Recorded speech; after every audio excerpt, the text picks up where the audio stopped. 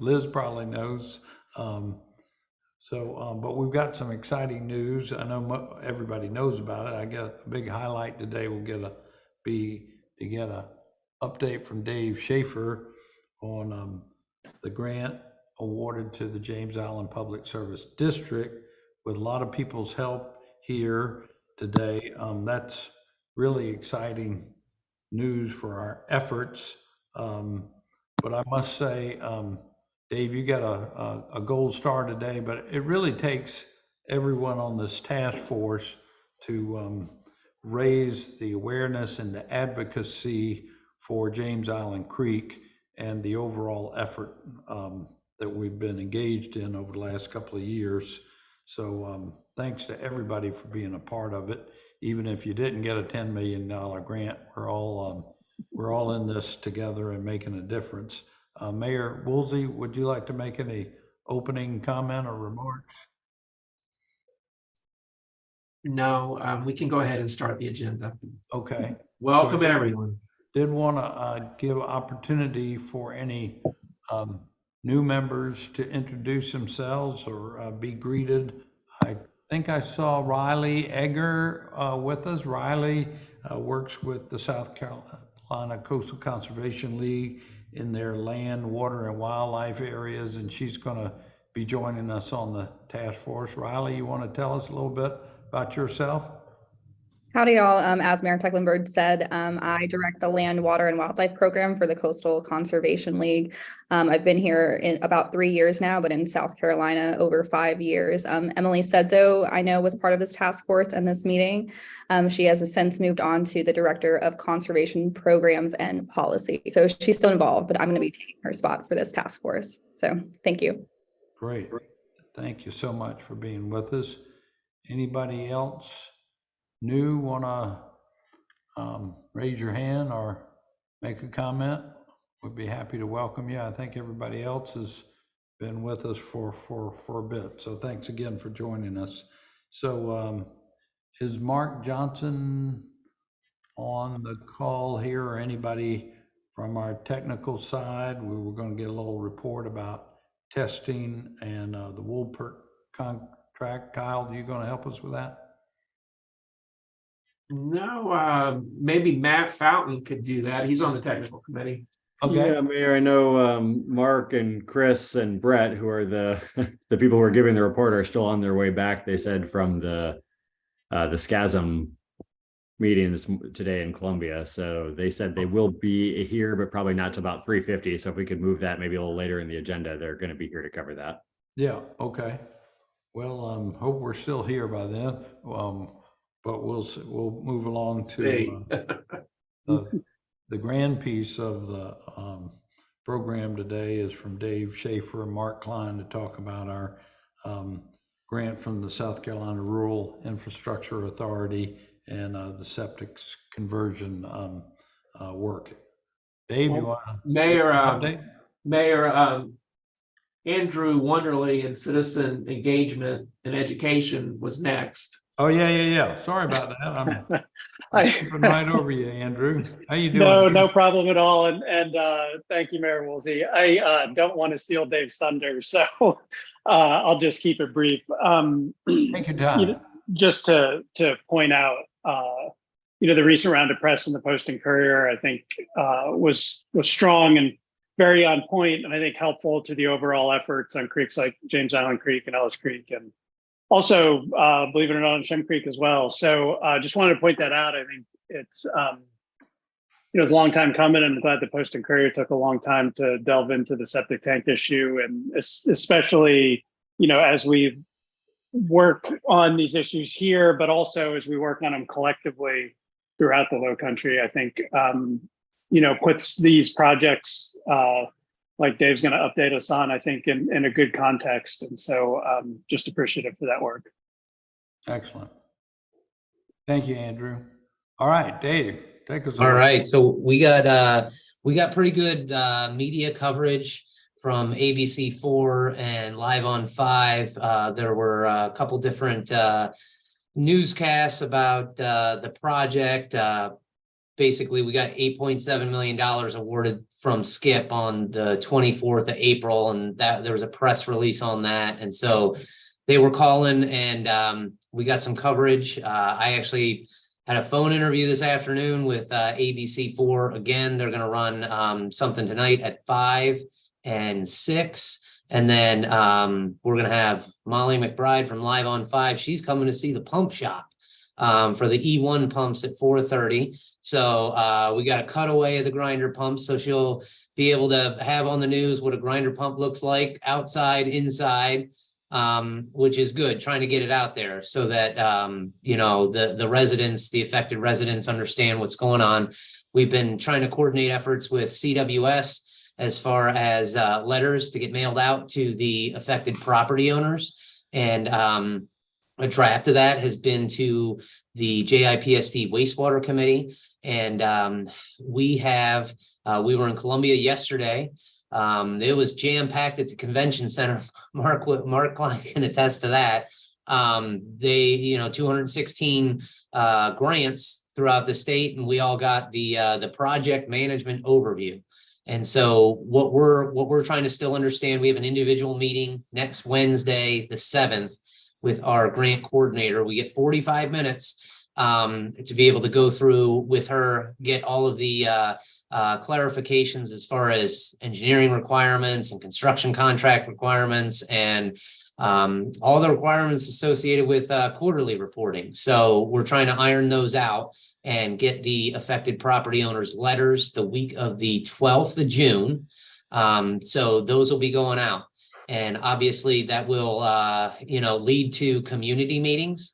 And we're trying to be able to work out a time and a place to be able to get in front of the affected property owner so they understand what's going on. Overall, basically, we have, everybody's, when's it going in? Well, an aggressive time frame for this would be that all of the engineering and permitting, everything associated with to disturb the ground, and the project's awarded, and we can disturb the ground, say, Q1 2025. And so that's an aggressive time frame to get through. Obviously, we're the last utility going into these communities, and so we have every opportunity to hit all the other utilities while putting this in. And so we have to do a lot of due diligence to be able to not hit those utilities and minimize disruptions for all the residents there. And so what that means is basically, if it's the first quarter of 2025, where we're putting what we're calling phase 1, as far as the actual infrastructure in the right of way, in that first quarter of 25, we can't hook any residents up until we have that trunk line infrastructure in the right of way. And then once we have that trunk line in the right of way, we have to have basically 199 individual projects as far as where does the interior plumbing connect to the septic tank, and reroute that to the right of way. And why that's 199 individual projects is we have to work with the homeowners so they're on board with how this is going through their property. We're not, we don't want to hit grandmother's prized azaleas going through the yard. And so we have to work that out and engineer that appropriately. And so that's going to be part of the community meetings, is going through and trying to, explain to the residents how this is going to work and when it's going to work. And just so everybody understands, that 8.7 million that was awarded through Skip, that is the majority total, but the total cost is we're estimating over $10.3 million, $10,305,867 is the estimated cost right now. And so, as everybody understands, with the Skip funds, the state just put in $1.4 billion into water and sewer projects. And we understand the prices might go up when we get the bids back. And so we put a project contingency in there And that's what we're trying to be able to get all the permitting done so we can bid this project. And once we get those bids back, that's when we're going to know the actual cost of the project. And once we know the actual cost of the project, that's when we can go in front of the residents and say, okay, this is what we're working with as far as, you know, the actual cost to the homeowners. And so we will be working diligently to get all that permitting, all of the engineering, the processes leading up to actually disturbing the ground. And so the other funding, you know, Representative Wetmore, obviously they got us she got us the $1 million earmark last year. That's going towards this. And the town has committed $444,000, and Charleston Water System $85,000, the PSD $17,000, and $100 from the water keeper. So we have financial commitments of regional solution to a regional problem, and this is, you know, more than just infrastructure. This is water quality. These are our environmental impacts, and so we're going to be, you know, working towards this over the next, you know, 18 months until we can really get in there and start installing that infrastructure. We're going to be, you know, working with the residents so they understand how this works. I mean, you just do the back of the napkin math, $10.3 million divided by 199 properties, and you're talking almost 52 grand a property. And we have the federal funds. We have the funds available now, and this is the time to do it. So we're going to be putting out that message and trying to answer questions and going through the public relations process. And we appreciate the water keeper, you know, putting out the word, and everybody being able to put out the word. And as those dates are established, we'll be able to get those to everybody interested. I know CWS has been doing the same thing on James Island at Artillery Point. So, you know, we are trying to rip off and duplicate that message to the PSD customers as well as the CWS customers. Terrific. So Dave, you got 199 targeted conversions. Just curious, are most of them going to be gravity flow to a new line, or are you going to have to do many grinder pumps? This is going to be a grinder pump system, and Yeah. the soils on James Island, and especially near the creek, are unpredictable. Mhm. And so you might think you got a $10.3 million project, and then you open up the soils, and that can very, very quickly become a lot more costly. And, you know, we learned that Beefield and Battery Island, when we installed the grinder pump systems, you know, they tried to open up the ground, and it was going to take 4 feet of gravel to level off a pipe. And that, you know, becomes very costly. Well, anybody have any questions for Dave? Councilmember Parker? Thank you, Mr. Mayor. Hey, Dave, just quickly, can you remind us jurisdictionally, out of those 199, how many homes are in what jurisdiction? Well, we've been working to corroborate that with Charleston Water System. I believe it's 38, Mark? We have 33. 33. 32 look like they're constructible lots. We've geofenced the addresses in the project areas, and we came up with a corroborated list and shared that with Dave. So we each have our respective mailing lists for the letters to go out to the homeowners and property owners in the project areas. So we're coordinating well together on that, and the letters have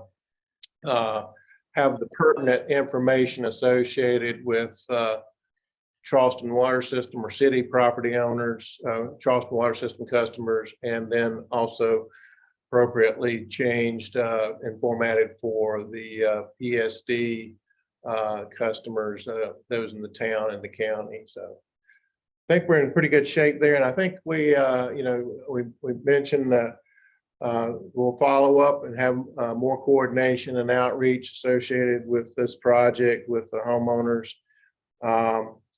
And we'll try to use I think we have a good model with the artillery point outreach that's taken place so far. So, we can continue to work together to get that taken care of, and our staff, along with Dave's staff, will be present at those meetings to address the homeowners' questions in a manner that relate to their particular situation. So if I understand the question and the numbers, there's 199 total, of which 32 are in the city of Charleston. So 167 are in the public service district in the town of James Island. Is that the way it works out? We got 166 JIPSD and 33 CWS. Gotcha. Okay. And Mark, if you don't mind elaborating, since it's related, I know we spoke at length at our Charleston Water Service Board meeting last week about Artillery Point, about the numbers there that we're also engaged with, and kind of a status report on that. Yes, sir. We've been continuing our outreach and communication with the property owners in Artillery Point. At initial count, we had 47 properties, I think, in that area, service area that was given to Charleston Water System by the PSD in their resolution. So far, we have received interest either through verbal communications or written communication from the homeowners, from 23. 10 of those 23 have made application to the city Community Development Block Grant Program for funding assistance for their connection fees. That amount right now, we were estimating based off 16. So if it stays at 10, that number could go up, but based on the 16, we were estimating around 2,500 available per applicant. So if we go down to 10, based on the amount of funding available there, it could go all the way up to 4,000, which would almost cover everything that they need. Then we've got the potential, thanks to our Representative Wetmore and Senator Sand, for the state funding earmark. If that comes through, hopefully, fingers crossed that will. There's another 50,000 in there that we would intend to distribute across the entire number of applicants in the Artillery Point area. So that would essentially, I think, cover all of the low-income families that wanted to connect. There's also some money with our PCAP program, that's Palmetto Community Action Plan, that we collaborate with for funding assistance for past due bills for customers who can't pay their bill. We've got a pool of money that we allocate that way, and we can direct that some funding from that pool to offset any differences for the low-income families. We don't have any that would qualify on the threshold that they have for their federal funding because it's so low, but the money that we have contributed would be available for that purpose. And so we'll be talking with our board again at the June meeting with a proposal of coverage of those fees, how we think we can get that done using, within our existing policies. So for the most part, we think we've got just about everything covered for the low income families. And a large portion of that may also be covered for the non-qualifying families that want to connect in Artillery Point. And Mark, can I jump in there? Mr. Mayor, is that okay? Yes, absolutely. Hey, Yes, ma'am. so I just got word that the budget committee is meeting again on Monday at the State House. We had hoped we would have the information by now about the Artillery Point money, and I'm sorry, I wish I could move it along, but we just got the word that the committee is going to be meeting on Monday. We're going to be going back up for the full House on Wednesday. So my guess is by next week, we'll know whether or not the Senate side and the House side both have money. The hope is to keep both in, and we'll know that hopefully by next week. And so that would allow us, I believe, if the town is amenable and the public service district's amenable to using some of the funding earmarked there towards that project. The 50,000 that Mark talked about. Right, terrific. All right. Well, So I have I don't some know. Go questions ahead, for Mayor Dave. Woolley. Yes, sir. So Yes, Mayor. Dave, so we are worried about cost overruns, as all of us are at this time. And so this may result in a charge for each homeowner. Is that what you're thinking? No, what I think what Representative Wetmore and Mark were talking about is a way to offset tap and impact fees for the homeowners, Well, I was talking about the construction. Allen Creek project, right? Right. So what we have in there, and I can pull that up, but we have estimated a 25% construction contingency associated with this, because obviously with this much money flowing in, contractors are going to be able to, kind of pick and choose their jobs. So I can give you kind of the detail of that Well, that's not construction. necessary. Oh, okay. And so, so that's okay. So in the estimate, we have a 25% contingency to still make it so that the homeowners will not have to pay anything out of pocket. For the actual infrastructure, it's against our bond covenants to waive tap and impact fees. It's the people we owe money to make sure that we cannot give free service, and so we have to come up with other ways to reimburse ourselves for the tap and impact fees associated with the homeowners. That's what we're trying to be able to establish through these earmarks and how that's gonna work. Okay. Thank you. Because that we want a good idea of that going into these meetings. I mean, that's the first thing. They put their hand up. What's it cost out of my pocket? And we'll know when we get the bids back is not going to be a satisfactory answer, and that's why we're working as fast as we can to be able to bid this project out, and that requires permitting and all the preliminary engineering and surveying of the other utilities. So you're saying you can't answer that question, what it costs them, until The bids come back. get out. Yeah, we have estimated costs, and that's what we have to have the bids concrete. This is what a contractor is going to do it for. That's what we're trying to get to. And when do you anticipate having these first public meetings? I would say the fall. Well, of course, you're welcome to use town hall for. Yeah, I mean, for 47 homes that, in Artillery Point, I can tell you the Grimble Library was packed. And so, I'll be reaching out to the high school. Maybe we can use the auditorium, because if you're talking 4 times the number of residents, it's gonna require a large space to get that many people. There was a lot of interest associated with the 47 properties for Artillery Point. We were at both of those meetings. So Dave, back to the, Councilmember Parker, please go next.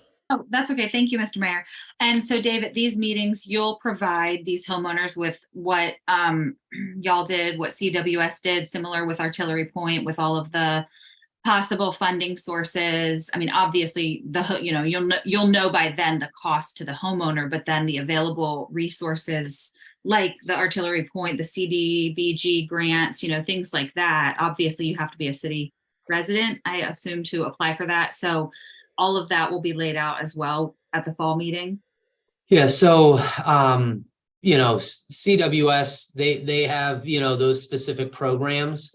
And then that's what we're trying to put out there as far as options for the PSD residents.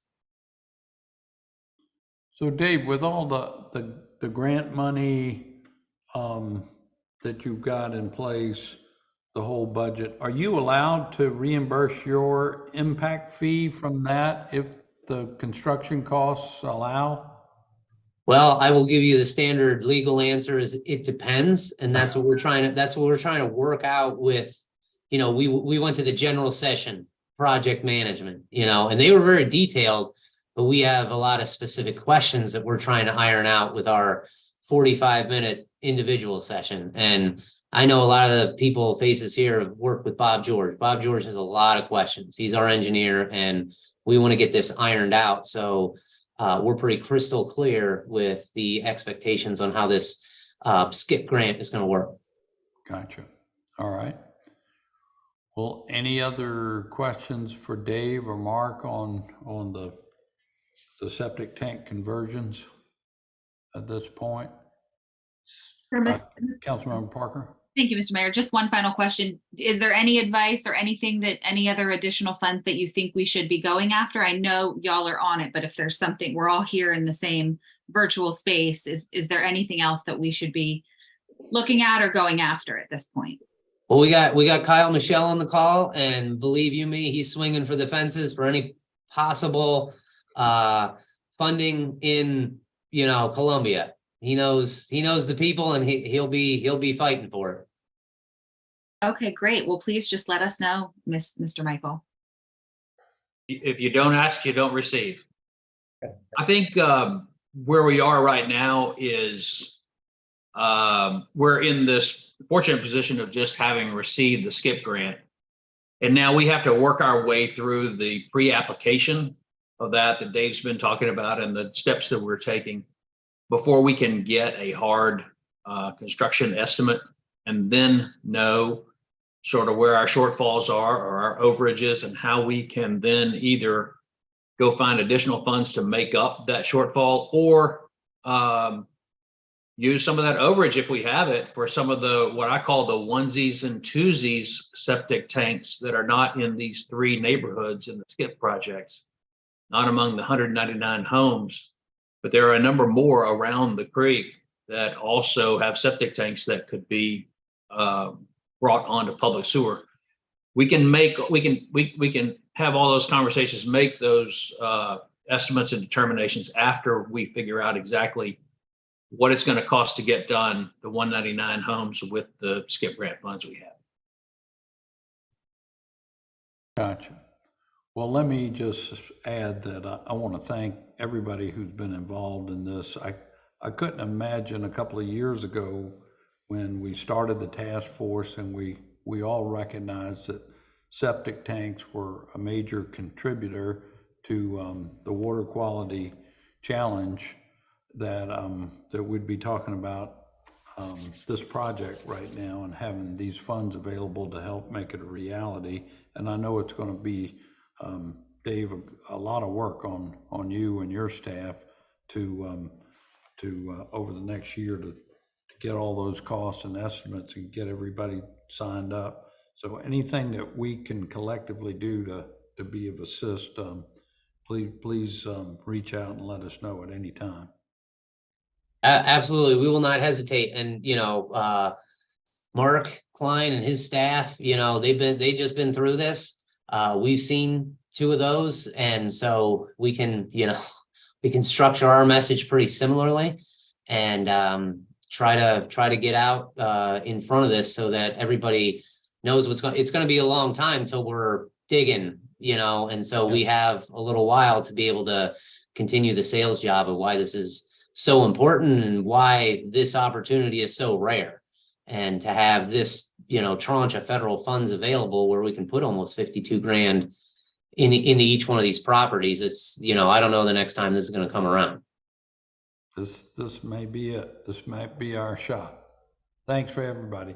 So, Representative Wetmore, Spencer, if I may, you gave a brief update, but did you want to add anything more about our funding from Columbia or the great work you've been doing to help get us some of this funding? No, I appreciate it. I think I kind of covered it earlier when I jumped in with Mark and those guys in terms of the state funding piece. And I know a lot of people have asked me because Artillery Point is actually the more pressing piece of that, but that pretty much covers it. We've got, some.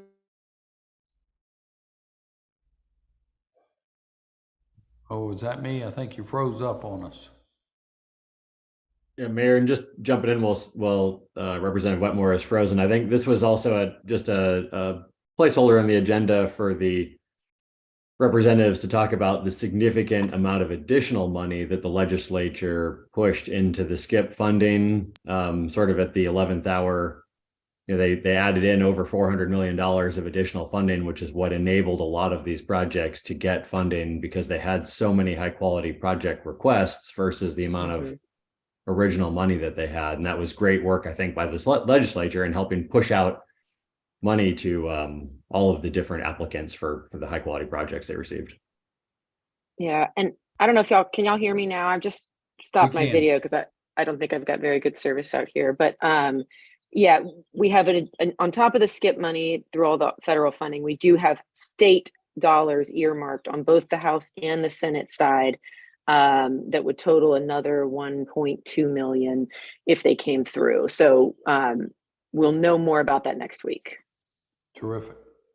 Terrific. Thank you for your great work on this. So back maybe to Mark Klein with CWS to give us a little update on Plum Island. I know there were some challenges there a couple of months ago, and Mark, if you don't mind sharing with us where y'all are on that. Certainly. We're in the process right now of getting started on a $100 million project out there at Plum Island for some upgrades and replacement of some aging infrastructure. It's reached the end of its service life. That will once we're completed, we'll have some increased resiliency of that facility and enhancement of our ability to control odors. Much greater capacity in our solids handling. We'll be adding a disinfection facility and adding some primary clarification capacity to create a little bit more redundancy there. The solids handling is the primary focus of this project. It'll include a new dewatering facility with dewatered solids holding rather than having to let it go right into the trucks and relying strictly on the truck capacity that's available for taking solids. We'll be able to hold it and have much greater flexibility in the schedule and operating schedule and the operations for dewatering. And that will also enhance our ability to control some odors out there, because that's where a lot of the odors originate from, is from those trailers as they're loaded, and if they have to be held there for any length of time because of logistics. So that's the primary scope of the project. And as I said, it's about $100 million worth of infrastructure. There is a contractor on site, Scarney Construction, and we anticipate that this project will run until sometime in the third or fourth quarter of 2026. Okay. Terrific. Any thoughts, questions about that? Councilmember Parker. Hey, yes, thank you, Mr. Mayor. And I just thank you again for coming out to the James Island Intergovernmental Meeting, the presentation that you gave early in the year regarding your huge upgrade happening, especially with the odor abatement. It's greatly appreciated. I think you guys are doing great work at helping alleviate that. I know that's a concern for residents on James Island in my district and anyone sometimes crossing the connector. So thank you. Thank you. Well, you're welcome. Happy to Yeah. be I, any we can. Andrew, did you have a question? Thank you. Yeah, go ahead. Go ahead, Mayor Woolsey. Well, I wanted to ask about the leak at the James Island Creek Bridge earlier this year. Okay. Sure, I can talk about that. We had a force main leak off of for our force main at pump station 61, and I want to thank Mark Johnson. I don't think he's on the call, but for forwarding the results of the Walpert monitoring. But on March 8th, we were notified by a fisherman of a possible release from our pump station 61 force main underneath the bridge close to Ellis Fish Camp. And we were able to isolate the 16-inch force main and put our contingency plans in place to stop the leak very quickly. Underwater inspection performed by Salmon's dredging divers the next day revealed that our force main underneath the creek had been hit. It was deflected 2 feet vertically and 3 feet horizontally. And the deflection caused the gasket seal to come loose and created a gap in the pipe at the joint. At that point, we decided to pursue 2 concurrent fixes, and both of these fixes are complete and add quite a bit of resiliency and redundancy to our system. The first fix was performed in real close coordination with James Island PSD. We constructed 2 separate piping systems to bypass from pump station 61 into the adjacent James Island 18-inch force main that crosses the marsh to our plant. And one bypass system is designed to work with portable pumps, the other with our permanent pumps in the wet well. And as part of this effort, we installed some extra valving so that James Island could divert their flow into our system and vice versa. And both these fixes were completed in March, and James Island and Charleston water system have now complete redundancy of our respective systems, which is great news. The second fix was to repair the pipe under the creek. This work was completed on May the 24th. It took a little longer than expected to obtain some of the specialized equipment needed. But as part of this effort, we covered any exposed pipe at the bottom of the creek with mortar to protect it. And to ensure no further leaks, we repeated some dye testing and a drone flyover protocol that we did also completed last year. And we grabbed a sample this week at the repair location, and the enterococci levels are well below background. Long term, we're still supporting James Island PSD in their project to construct a new parallel 24-inch line that would serve both of our systems and size to serve the septic areas of James Island. This project would allow Charleston water system to abandon its force main under the bridge, which is would be great. And the project is designed, permitting is underway. It didn't make the SCIP funding list, but we're working with James Island PSD to develop an MOU for funding of the project. Perfect. Thank you. Well, thank you. My understanding is the Walpart contract is directly managed by Charleston County, but is it correct that you're now getting the immediate reports as the contracting parties, the city and the town already do now? Yes, it's actually distributed to the appropriate James Island PSD associates, and a number of associates here at Charleston Water System, including Mark Fine and myself, and we really appreciate that. Well, good. I just hope that in the future we'll look at those results and take them seriously. Thank you.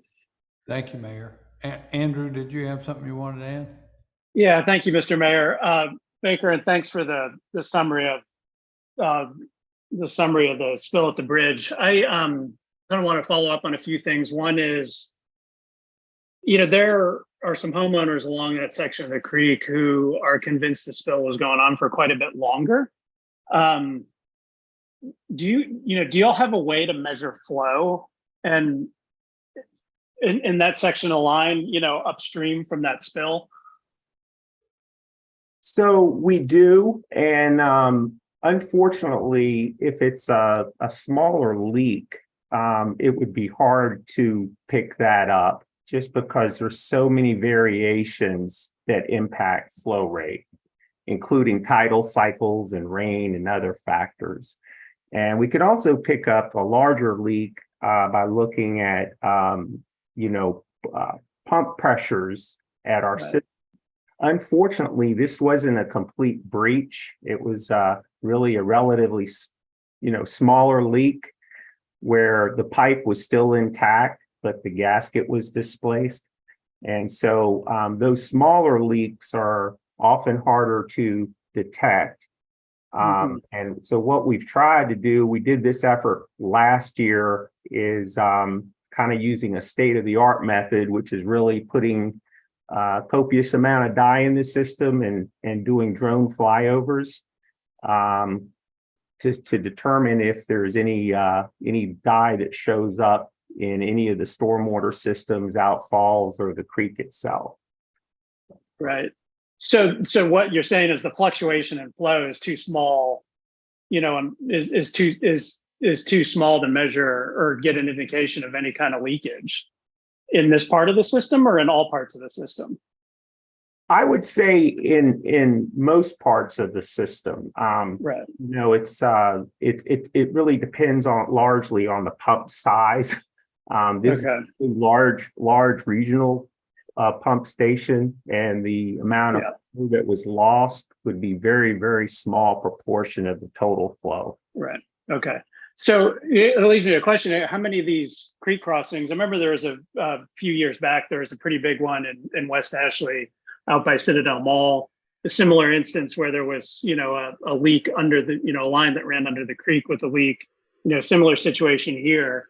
What really concerns me is that the infrastructure in this case, there's a, big warning sign about not anchoring, utility in the area where the James Island PSD line is, but there's no such signage past the bridge, and if the anchor theory is true, it's, hard to believe that a sign like that might not have helped prevent something like this.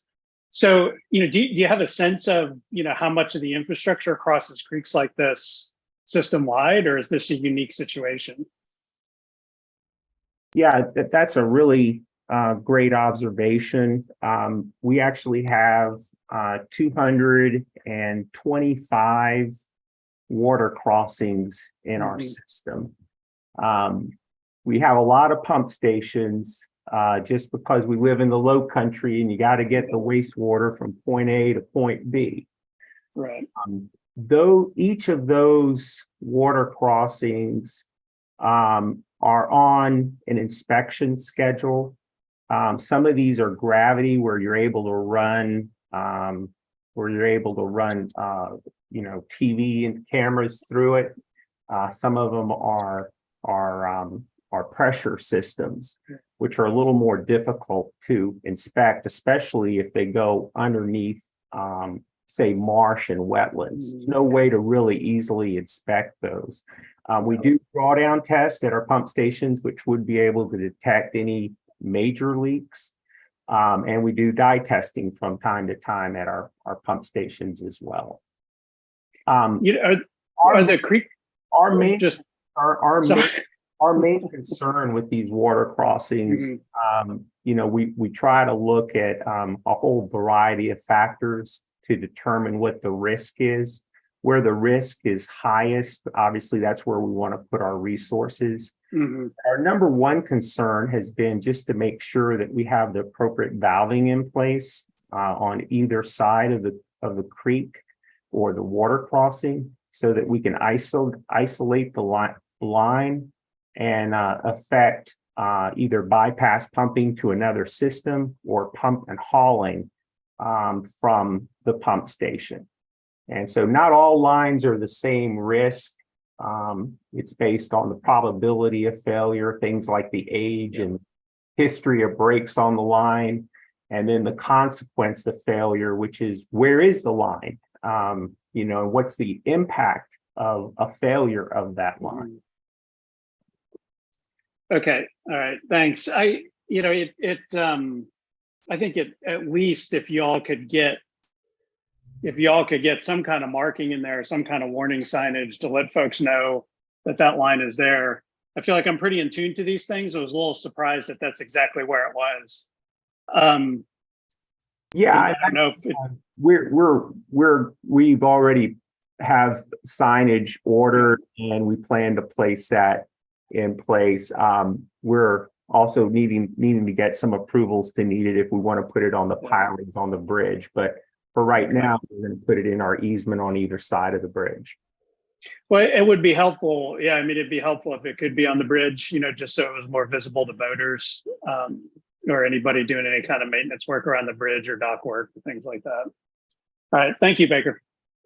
Yeah, I would just add that, we're talking tons of pipe here. This would not have been like a small motorboat that would have done this. It would have been more in the order of like a barge or something of that nature. Yeah. Andrew, this is Mark. We've had a number of occasions where we've had strikes from a vessel. Generally, I can think of a couple of cases where it's been a barge spud. One in Stono River at going across Maybank Highway at that bridge, and then another one in Wapu Cut most recently. And signage is good, but it doesn't always save you when you have a barge operator that's either has a control issue or just is not observant of what might be there. So, right, got it. All right, well, Baker, thank you for that good report and good suggestions from you, Andrew. Councilmember Parker.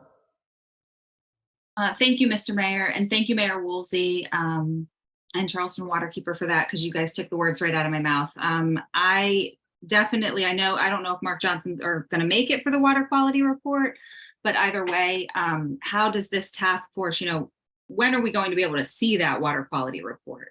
That was one of my questions. The second, of course, is the main break. 9,600 gallons of wastewater spilled into this creek. And I'm just curious why, I just think this task force needs to talk about it more. I mean, that has to be affecting the water quality here.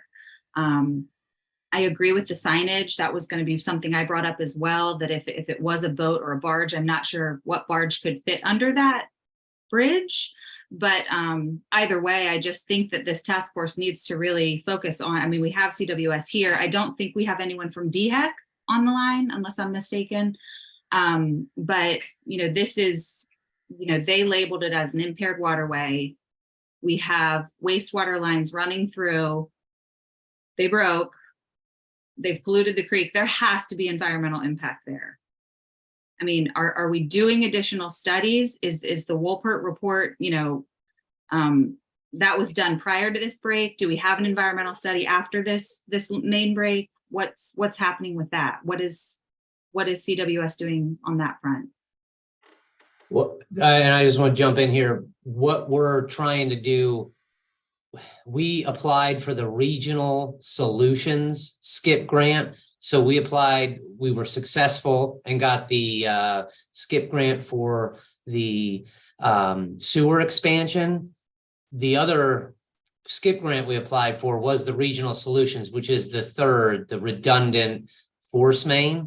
that would go and have cross connections. So if we did find that there was another force main going through the creek that was leaking, we could automatically divert flow and be able to actually have that redundancy available. I know our force main that's going through there is from 1996, and that's not a gravity line. That's a pipe under pressure. And so that's why we've been working with CWS to try to coordinate so that we can, move this project forward. So it's to the benefit of all people on James Island, for the city customers, for the PSD customers, to be able to get that third line through there. As Mark said, they would be able to abandon that force main, and would also be able to, for PSD to divert flow into that new force main, so we could do repairs on the one from 1996. And we were very fortunate that we were able to get that diversion done, so that, we could have, that functioning cross connection, repaired between CWS and JIPSD, which is, a good short-term fix. Long-term, we're gonna have to get a redundant force main. Right. And I'm sure we completely operate by the goal of no runs, no drips, no errors, but leaks do occur from time to time. And I'm sure Mark and Baker follow all of DHEC's requirements when such an incident occurs. But if you'd like for them to address that, I'm sure they can. Yeah, just to follow up, if I may, Mr. Mayor. Yes, ma'am. Yeah, so thank you, Dave. I mean, this is not to discount all the great work and all the good things coming, moving forward for James Island Task for the creek. But I just feel that this task force needs to have those discussions more. I know the Post and Courier article, it was great, but obviously Plum Island is located on James Island. It handles, and I don't know the full number, but a huge capacity from all over the Low Country. All of the wastewater comes here. So to not be talking about these lines that run in this impaired waterway, having a leak, I mean, this is and should be an issue and a topic of conversation for this task force. And I would like to know what CWS, so thank you, Dave, for your response, but I am just curious what CWS is, like as far as DHEC and just water quality, what are they finding? Yeah. Let me answer. I think what you're answering is, okay, we just had this big leak. How much is that pollution still out there? And what should be done about it? Remember a few years ago on the other side of Ellis Creek Fish Camp, there was another big leak.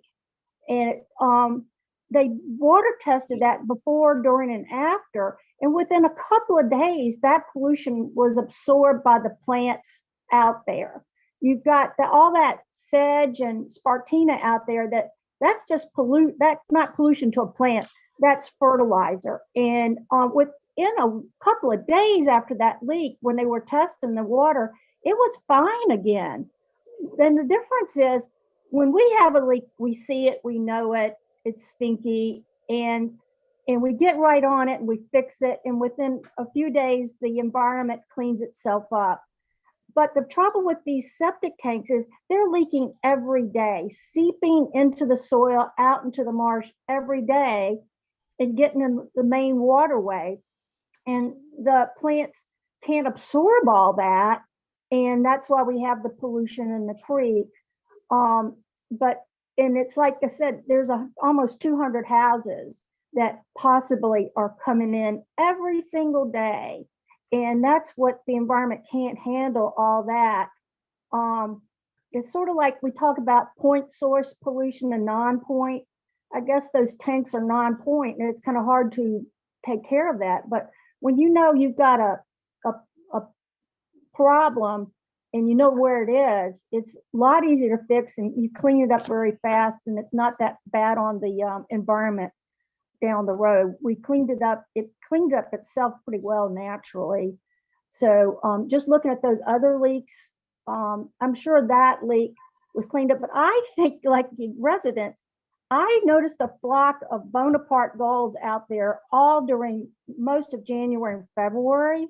And I kept wondering about those gulls there because I'd never seen them before. Well, gulls just love sewage treatment plants and all that stinky stuff. And so I think that leak was a slow leak for a long time. And the birds were there because, you know, it was bringing in other things in there. So I feel like that leak was going on for a while. So anyway. Okay, thank you. I don't know, Mark, Baker, y'all want to respond in any additional way about the DHEC? Yeah, requirement? I would just, state that anywhere where you have a water crossing, it's a high risk main for us. And we've prioritized all our mains based on the risk. And I'll just say that this particular line passing through the marsh and underneath the creek and in such a sensitive area is a very high priority for Charleston water system. And we've gone through here an exercise where we've put some extra bypass piping in place at pump station 61 that allows us to divert our entire flow to the James Island system should we have a leak like this. Again, and then long term, we'd like to completely get rid of that line and get it out of the marsh altogether. And we're supporting the James Island PSD project with the new parallel 24-inch line that would go. The new construction of lines is using directional bore HDPE pipe, which is so much more resilient than the old open cut ductile iron method that was used some 40, 50 years ago when this line was put in.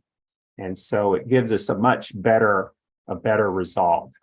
But we recognize this is a high priority main, and we're doing everything we can to expedite the ability to divert our flow to a much better and reliable pipe system.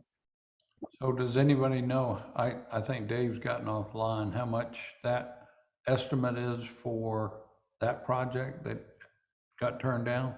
Yes, sir, Mr. Mayor, this is Mark. I think that number right now stands at about $8.8 million. Okay.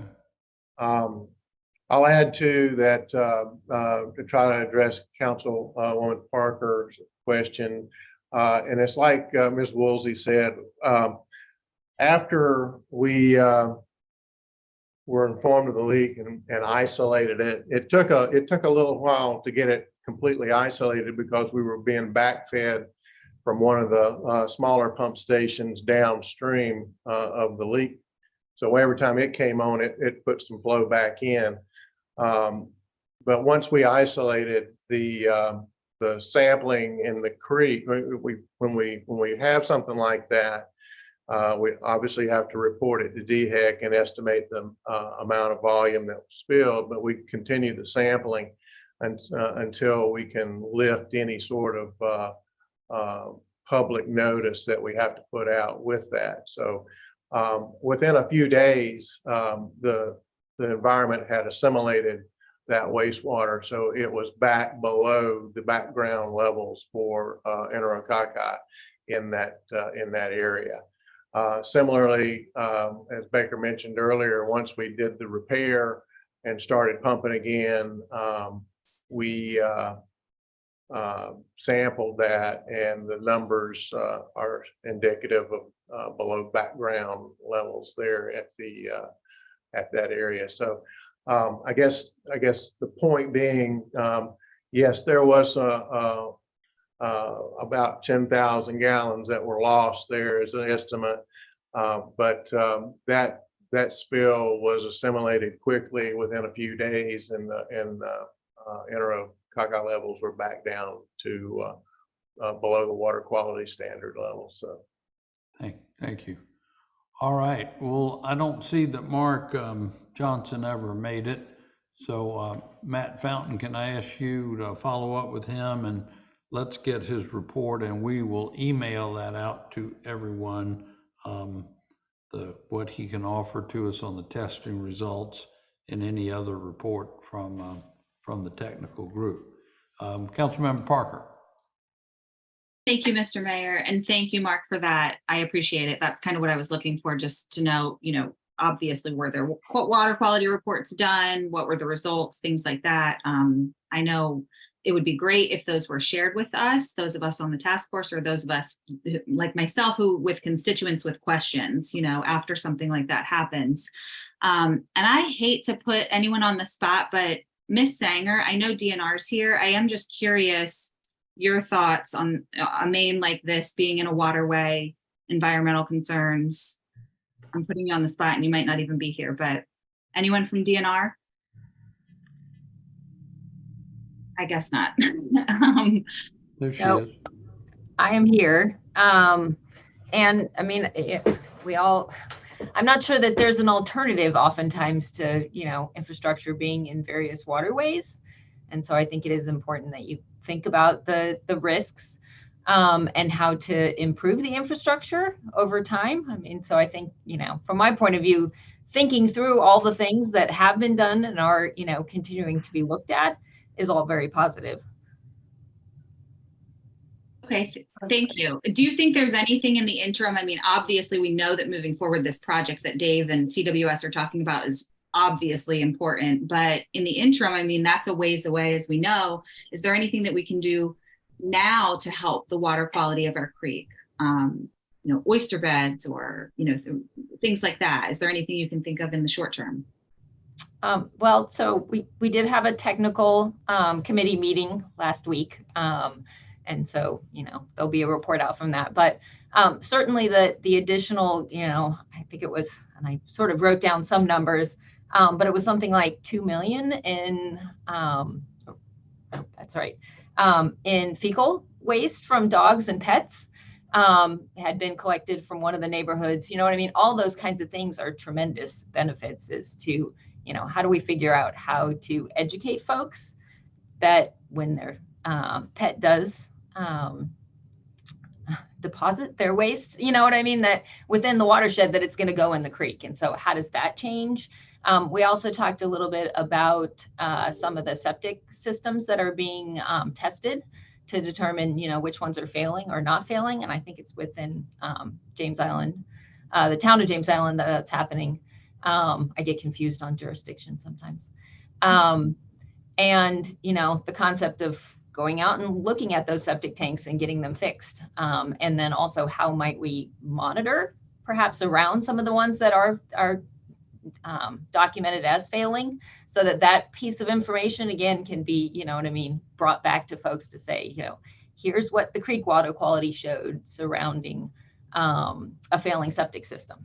So that again, that, just really hits it home with people that, there really is a connection that I think sometimes people don't fully understand. So any of those kinds of measures are tremendous. Okay, thank you. And again, I apologize for putting you on the spot. I can add to that. When the Charleston Soil and Water Conservation District about 15 years ago did a big EPA 319 project between Ondaw and McClellanville, one reason we got involved was because they had closed the oyster beds at Bulls Bay because of the contamination. And we went up there, and it was a 3-year project. We did about 75 septic tanks. We redid them so they worked properly. And it was crazy because we were just filling out the rest of the forms. We spent all the money, paid everything. And within 3 months of us finishing that project, we got the news that DNR had opened those oyster beds back up. So I feel like the marsh here is so resilient and comes back so fast that we're going to see a dramatic, when we finish this project 3 or 4 years down the road, we're going to see those, hopefully see those numbers drop, just like we did up there at Bulls Bay. But I couldn't believe it happened so fast, but it did. Yeah. Right. And that was one of the other things that we talked about on the call was how do we perhaps modify the sampling design to really be able to document that? and, identify the areas where the septic systems will be converted over, and perhaps, focus some of the sampling in that area specifically, so that again, you can truly document that and be able to show that for future efforts as well. Hi, yes, this is Brett. I'm sorry I'm late. Mark Johnson is probably back from Columbia. We just got in, and I'm sorry to just now get to you, but I would like to go over the report from May from Wolpert, if you got a Okay. second. And of course, Denise was on that call last week. So in Oh, great. short, we did get the last year of monitoring. We were expecting higher numbers, but it just wasn't the case. We did not pull the trigger as far as getting samples MST tested, because that opportunity is only on wet weather events. They double grab on those particular events, and we really only got one particular date that it was really inflated. And when I say inflated, the numbers, most probable numbers, are in the thousands. That was on a Friday. The lab, of course, is closed on the weekend, so they could not mail them there to get them there the weekend. So we do have a couple more events from last year that we will go ahead and get MST testing on to see what DNA is revealing there. And as you guys all know, this past spring, it seems like it's rained every weekend. So that has kind of minimized our opportunities as well. But we will go ahead and get these more MST run. We just were waiting for some bigger numbers. When they were in the teens or under 100, we just didn't want to waste our time or money on those. So we'll go ahead and pick a couple here that we were getting in the hundreds and get those back to you guys soon. Did want to say that we do, like Denise was saying, we want to be a little more directive on our scope with Wolpert. It might be that we have to be a little more precise on our dry weather, because maybe that would reveal more of the septic tank issues. So that's in short. Wanted to also, while you were talking about the spill, I was looking through the numbers in March and April, and they did not look high. So if that relieves anyone. We had testing on March 17th and again on April 10th. And the 17th, we had numbers under 100, and out of the 8 samples, about half of them were in 100 and half of them were under 100. Those are still inflated, but and then in April, they were all under 100, 30, 20, 10, 30, 20, 40. I had 190 by April 10th of this year. So in short, that's would hopefully reflect what, like even Kathy was mentioning, the waterways are pretty resilient in spite of what we do. So. Well, that sounds like good news, Brett. Thank you. Yeah, sure. For that report. Andrew? Yeah, I just wanted to add, kind of pulling some of the threads together in these conversations. I think it's important to remember that, James Island Creek was classified as an impaired waterway for recreational use because of persistently high bacteria levels over the long term in Enterococcus. And the TMDL document itself estimates that we're going to need like a 98.5% reduction in the amount of bacteria that's going into the creek in order for it to meet its water quality standards. And so it's important to remember here that like every drop counts, right? So it's not just dog waste. It's not just wildlife. It's not just sewer overflows. It's not just septic tanks. It's all of those things. And the task force started off much more broad in scope. And I think we've really and rightfully, kind of drilled down onto the septic tank issue recently because of the historic opportunity with funding. This is our one shot to address the septic tank part of this puzzle. And so having funding available to it and staying focused on that is really important. But I would also encourage us to think about those other sources as well. I think it's important that we keep every bit of sewer in the sewer lines and headed to Plum Island so it can be properly treated. Any spill into the creek, I think, from sewer lines is a concern. I think, folks not picking up after their dogs is an obvious concern. I think dumpsters full of raccoons can also be a big concern. But, it's important to remember that, we've got this opportunity now with septic tanks, so we need to we need to rise to the occasion and make sure we get this across the finish line while not losing sight of some of those other things. Two sides of the same coin. Thank you. Well, point well taken. All right. Well, anything else to come before us this afternoon before we adjourn? Councilmember Parker.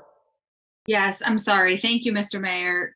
Quickly, Mr. Champion, can you, and just for me, I'm fairly new to the task force, and I know since we don't meet a while, I know we're running over, but just remind me. Can you remind me that the contract with Wolpert, the testing timeline, who I think they said, I think Mayor Woolsey said the county pays for the Wolpert testing. Can you just remind me all of that, the testing timeline, their contract? And I know you said, so it sounds like you're saying the results are good. The numbers were good. The water quality results are.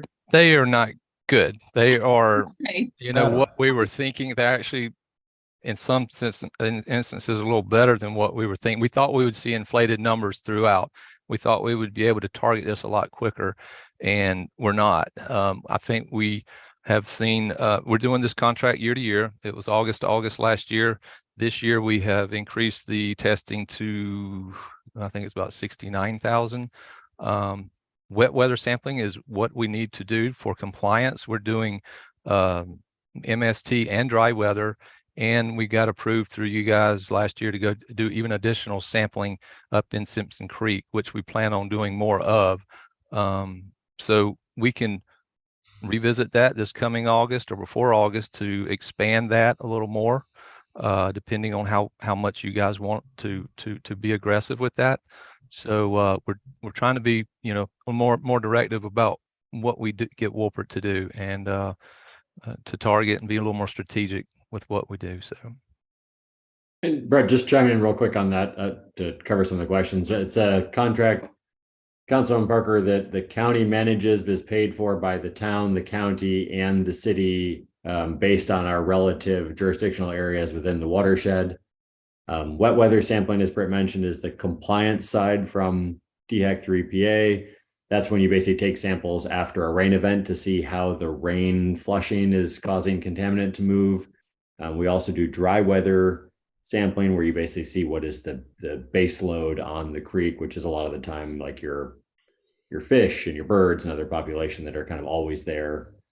And as Denise had mentioned earlier, we've been looking at taking this baseline work we've been doing and now starting to use that to focus in and target some sort of sub watersheds, especially in areas where, for instance, if the PSD moves forward with removing a large number of septic tanks, making sure we have baseline data in that area from before those septic tanks are removed and after, because as the waterkeeper touched on, like, we have all this great data from the town on the amazing job they've done removing dog waste from the watershed, but we don't have a lot of sampling really from before they did that, other than some of the work the waterkeeper and DHEC had done, which is a little bit more broad space. I mean, that may be the reason we're seeing some of our numbers be lower than we would have expected, but we can't narrow that down quite yet. And we need to kind of keep building out our sampling. But as Brett mentioned, we're doing on the order of $70,000 a year of sampling already. So it is not insignificant.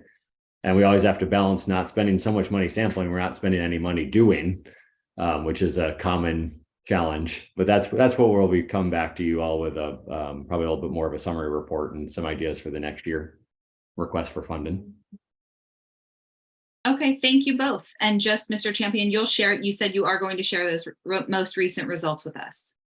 yes, I can forward that to you guys. So we should be, I believe that the town has on its website all the reports, and I suspect the city and the county do as well. That's correct, Brett? Yes, well, I don't know if it's on the website. The report just got to us May 9th. It was like a draft report, and we didn't see anything that needed to be altered. And so I think I sent it maybe to the task force, and but I can send it to everyone. Yeah. Or if you send it to Liz Bailey, she can distribute it to everyone, Brett. Okay. Yeah. Well, it's like the town makes this information public. Generally not when it says draft on it, but when they're finalized, we have them on our website, but I'll have to check to make sure we're keeping up with that. Okay. Yeah, and Ms. Parker, the MST is what cost a lot. And so that's why we haven't really pulled the trigger on that DNA testing until like this past year. And now they incubate those samples in Florida until we say, yeah, we want this particular storm event tested when we notice which numbers are the highest and we get the most information out of it. So the MST, the DNA testing, is about determining whether it's human or Dog or bird, right? bird. And It's up what till that's last about. year, we were seeing a lot of bird. Dog was not showing up, and human was not showing up, or even ruminant. So, but we'll get a better screenshot this coming year with 2 or 3 more testing. We'll go ahead and let them do that in the next. I would say in the next month, we've got 2 or 3 events that could be tested. We were just hoping for some higher numbers. And like I said, this past spring, as you guys know, it's rained every weekend, and we really hadn't had a good rain event on a weekday to get the samples to Florida. Gotcha. All right. Well, I think we've had good discussion today and good progress and report. Thank you, everybody, for being with us today and your participation. Anything else for the good of the order? We'll get the technical report sent out to everybody. And Brett, if y'all need any input before the contract renewal, we'd be interested to hear the technical committee's suggestions for the renewal of the contract and anything extra in it. But please share that once y'all make any suggestions, okay? Will do. Thank you, sir. All right, anybody else? Mayor Woolsey, any closing remarks? Well, just thank you everyone for participating in these meetings, and I hope that we can keep them up a little more frequently. And I guess we'll be meeting to talk about the contract, next year's contract soon. We can do that. Absolutely. All right, thanks, everybody.